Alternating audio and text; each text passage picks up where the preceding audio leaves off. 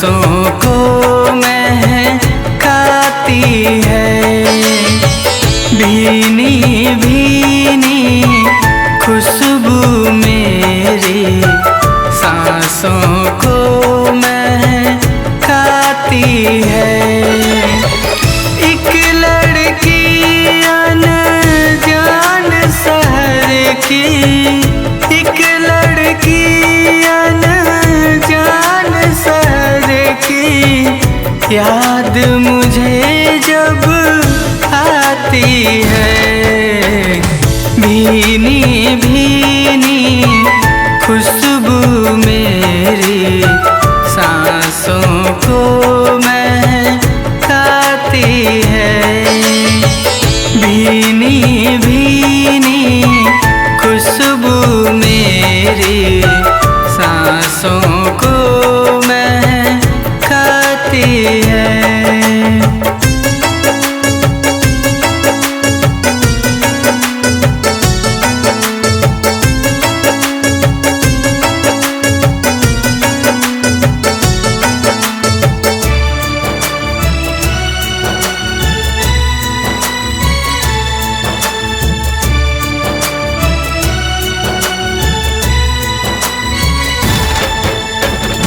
सुनी सुनी राहों का तब रोम रोम खिल जाता है।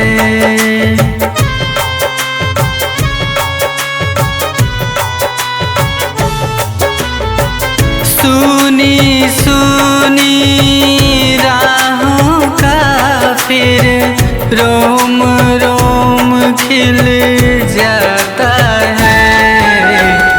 छम छम करती जब पनघट पर पानी भरने जाती है।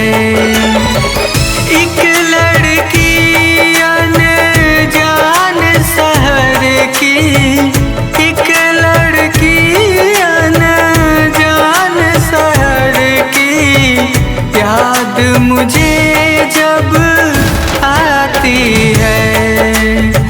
भीनी भीनी खुशबू मेरी सांसों को महकाती है। भीनी भीनी खुशबू मेरी सांसों को महकाती है।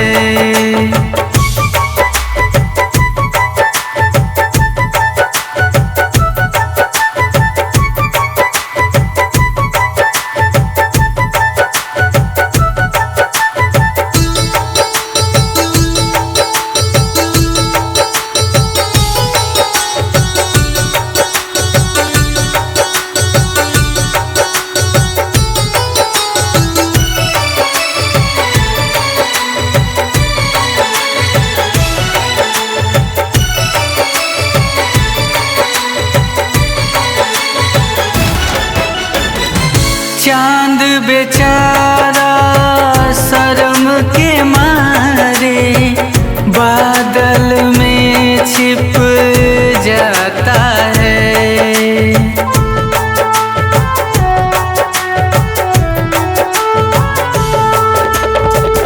चांद बेचारा शर्म के मारे बादल में छिप जाता है।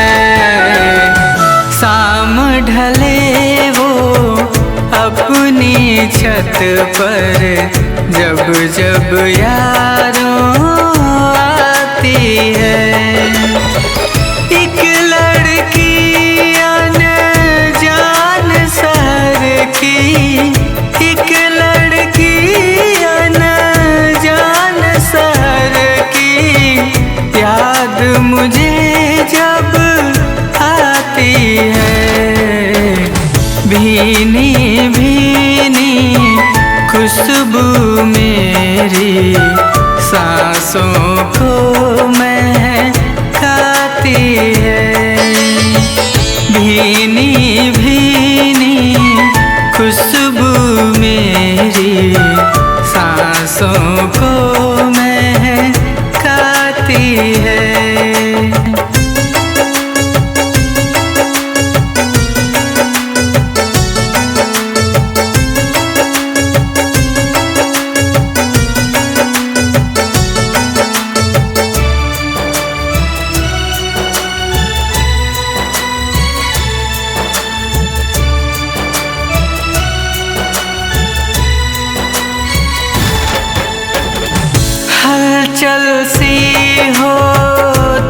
है दिल के कोने कोने में दीपक।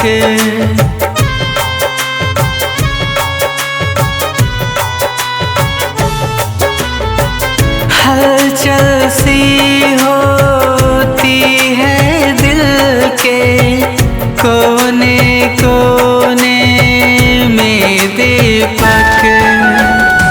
जब ये हवा उसकी चुनरी को कांधे से सर काती है, एक लड़की अनजान शहर की, एक लड़की अनजान शहर की याद मुझे जब आती है।